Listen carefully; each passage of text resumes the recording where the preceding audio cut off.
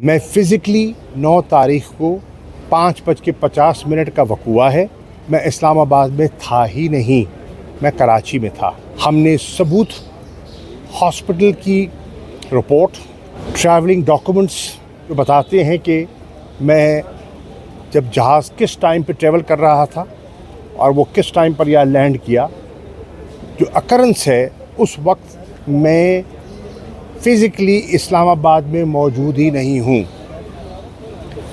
ये politically motivated case है, मैलाफाइडी है और मेरे काउंसिल ने मुख्तलिफ हाई कोर्ट और सुप्रीम कोर्ट के हवालों से जज साहब की खिदमत में केस आर्ग्यू किया और दरख्वास्त की कि मेरी बेल को कंफर्म किया जाए प्योरली ऑन मेरिट। मैं शुक्रगुज़ार हूँ कि उन्होंने मेरे वकील के आर्गूमेंट्स सुन लिए, मुझे भी मौका दिया बात करने का और उन्होंने फ़ैसला महफूज कर लिया है और 2 बजे वो अपना फ़ैसला सुनाएंगे। शुक्रिया। अच्छा शाह साहब, ये बताइएगा कि क्या नून लीग या पीपल्स पार्टी या पीडीएम के साथ कोई मुज़ाकरात इस वक्त I am here for the particular case जो 2 बजे फ़ैसला आना है, उस हद तक मैंने बात कर ली है। Thank you. तो से आपको रिलीफ मिल रहा है? अदालतों से रिलीफ के हवाले से जो है ना, एक अदालत तो है नहीं, सिविल जज से लेकर सुप्रीम कोर्ट ऑफ पाकिस्तान तक है। अब सुप्रीम कोर्ट में हमारे केसेस ही नहीं लग रहे हैं। सुप्रीम कोर्ट पूरे पाकिस्तान में देख रही है कि ये पाकिस्तान के अवाम के साथ क्या हो रहा है। सुप्रीम कोर्ट को इल्म है और सुप्रीम कोर्ट ठस से मस नहीं हो रही है, ना ये कोई केस लगा रही है। यानी इनसे ज़्यादा अर्जेंट केसेस कौन से हो सकते हैं? शाहरियार अफरीदी जुडिशियल हो गए, उनकी जमानत के लिए दरख्वास्त दायर कर रहे हैं। वो आज इस पे बहस है। अच्छा। और अभी इंशाल्लाह डिसाइड हो जाएगी।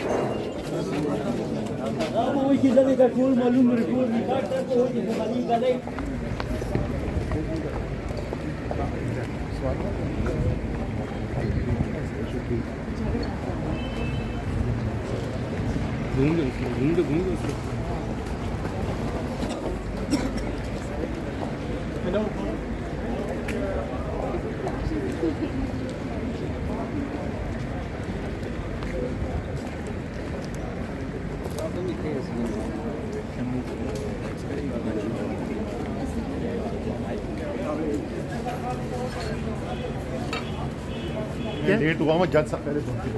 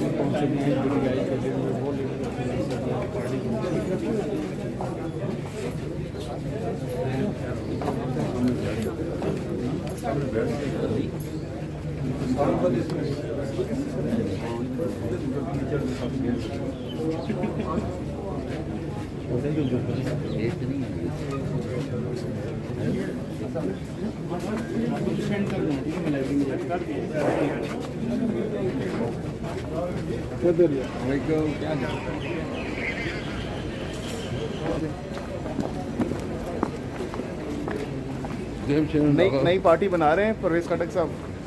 कोई पता नहीं है भाई।